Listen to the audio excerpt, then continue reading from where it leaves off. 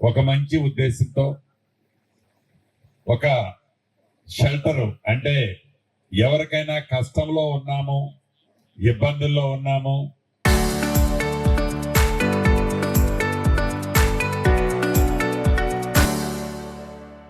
ఒక భరోసా ఇవ్వగలుగుతామని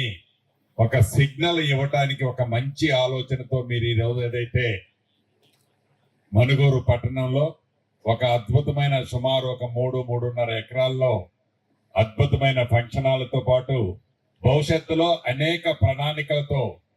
మీరు ఈనాడు ఇక్కడ నా చేతుల మీదుగా శంకుస్థాపన చేయించారు. తప్పకుండా ఆ భగవంతుడి దీవెనలు ఆశీస్సులతో మీ అందరి కష్టంతో మీ అందరి సహకారంతో మనందరం కలిసి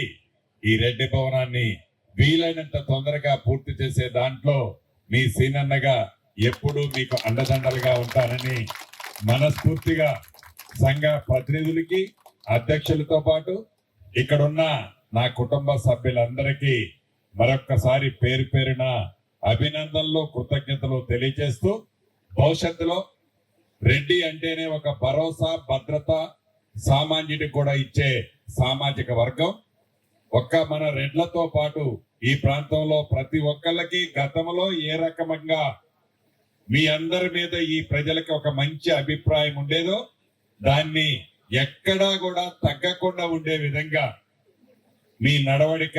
ఉంటదని మీ సీనన్నగా మనస్ఫూర్తిగా మీ అందరినీ కోరుతూ ఈ ప్రభుత్వం ఏర్పడిన తర్వాత అది గమనించి డైట్ని ఇంటి దగ్గరికి వెళ్ళినా అమ్మ రోజు ఏ ముడ్డు పెట్టిందో తెలియదు, కానీ ఇక్కడ హాస్టల్లో ఉండే చిన్నారి బాలబాలికలకు ఏ రోజు ఏ ఫుడ్ పెడతారనేది ముందే చాలా స్పష్టంగా జనరల్ గా ప్రతి వాళ్ళం కూడా అమ్మ వంట అంటే మహారుచి అని ఆనందపడతాం, తృప్తి పడతాం. అమ్మ వంటకి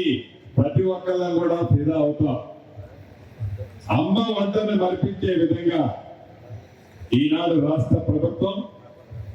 బాలికలకి కానీ బాలురికి కానీ అద్భుతమైన వంటలతో పాటు వారికి ఇందాక తాళ్ళ వెంకటరావు గారు చెప్పినట్టు సకల వసతులను ఏర్పాటు చేస్తూ ఈ ప్రభుత్వం విద్యకి పెద్దపీట వేయడం జరుగుతుంది.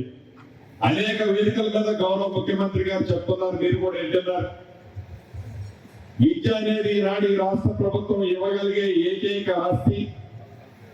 మీకు విద్య నేర్పిస్తే మీ కాళ్ళ మీద మీరు నిలబడి ఈ సమాజంలోనే కాదు, ఈ రాష్ట్రం ఈ దేశంలోనే కానీ ప్రపంచాన్ని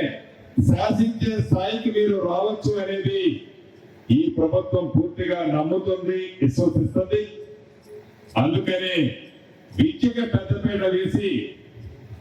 ఎక్కడ పేదోళ్ళు పిల్లలు అయ్యో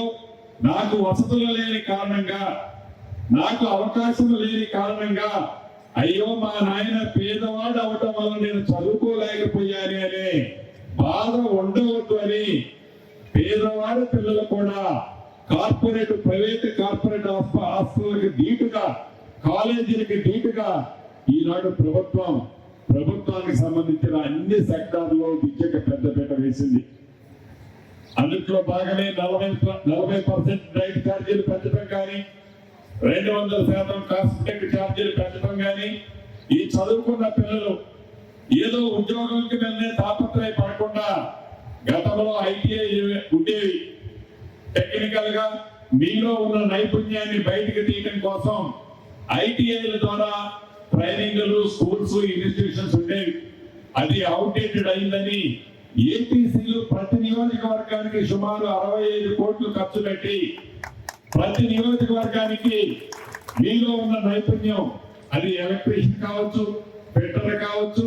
ఇంకా అన్ని సెక్టార్లో మెకానిక్ కావచ్చు, ఇలా అన్ని సెక్టార్లో మీకు నైపుణ్యం, మీకు ఏదైతే ఇంట్రెస్ట్ సబ్జెక్ట్ ఉందో ఆ సబ్జెక్ట్ మీద కూడా ట్రైనింగ్ ఇచ్చి మీ కాళ్ళ మీద స్వశక్తితో మీరు జీవించడమే కాకుండా మీతో పాటు ఒక 10 మందికి ఉద్యోగాన్ని కల్పించే దిశగా ఇక్కడ నుంచే పునాదులేసి మీకు అటువంటి ట్రైనింగ్ కూడా ఇవ్వటం జరుగుతుంది.